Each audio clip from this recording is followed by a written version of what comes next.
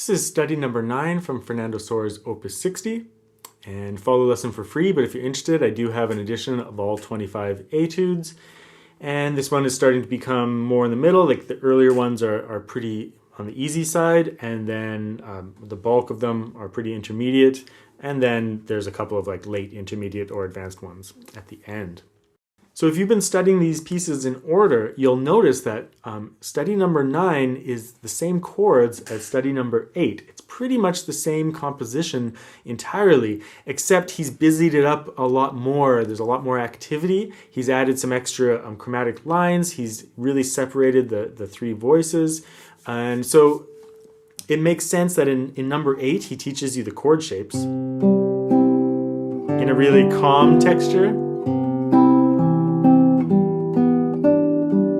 But in number 9, he just makes it a lot more active.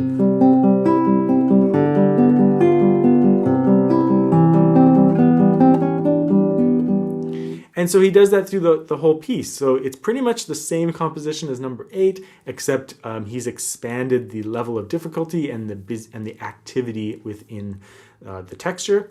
So just make sure that you're thinking of those two as a set like that.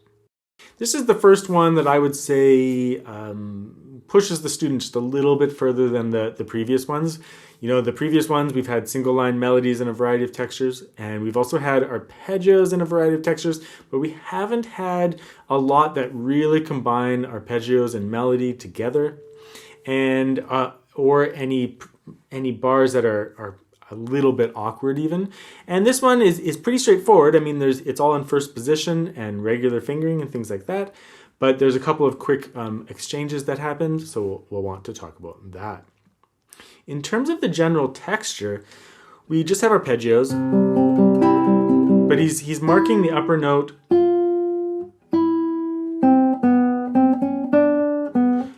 as a little melody in there. So I would bring out the thumb pretty nice because you want thumb sustain and you want that bass voice to connect across the bars. So like C, D, C, E, G. And then the inner accompaniment, keep that a little bit softer. And then the A finger on that top melody, just bring that out fairly nicely. So make mainly like the bass voice and the melody can come out quite a bit, and then just bury that I am busyness, right?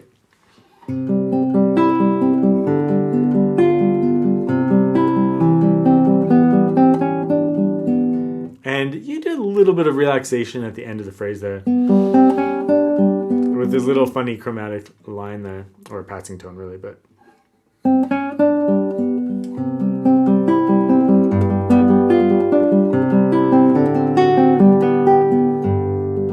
So yeah, just make sure you're relaxing the ends of the phrases, because sometimes, especially on guitar, it's so percussive. When we're playing all these busy arpeggios, it can be machine gun fire, so we want, more of a sense of the phrase despite all the busy activity going on. I think that's where this collection of etudes is really useful for students, because it teaches you to phrase nicely and to play really beautiful music in a variety of textures, and Sor really does throw a lot of different textures at you, without like tons of specific pedagogical goals. Like, yes, this has arpeggios, but overall it's still like a very just musical etude or a composition. And he doesn't have like pieces that are entirely slurs or something like that. It's pedagogical, but at the same time, he's trying to just introduce you to lots of different textures on the instrument. So the second half here, same thing, just, you're holding full chords, which makes sense, like why number 8 was full of like full chord shapes that you're holding, and then this one is doing very similar material, but you are in fact turning it into a more active composition. And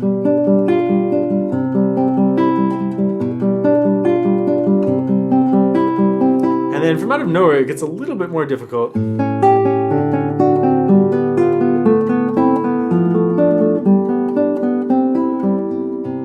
That last line is, it's a little tricky on the guitar because we have to utilize the same string multiple times within an arpeggio, which doesn't sound as smooth as when you're arpeggiating just across open, strings.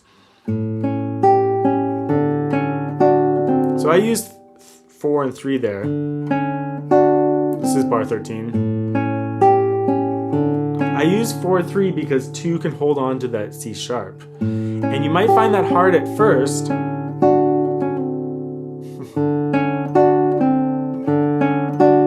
But it really is the most legato solution. You could just change fingers there and jump fingers around, but I think it's beneficial to use those free fingers that are available to play.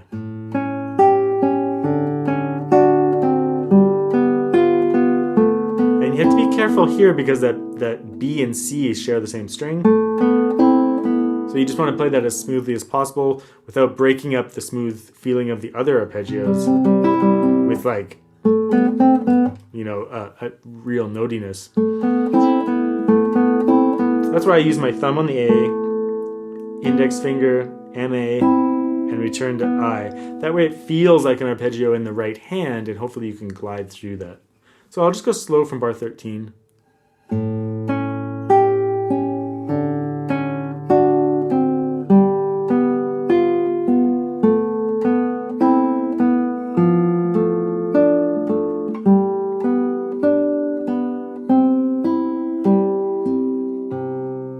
Last bar, I do M, A, I, M, P.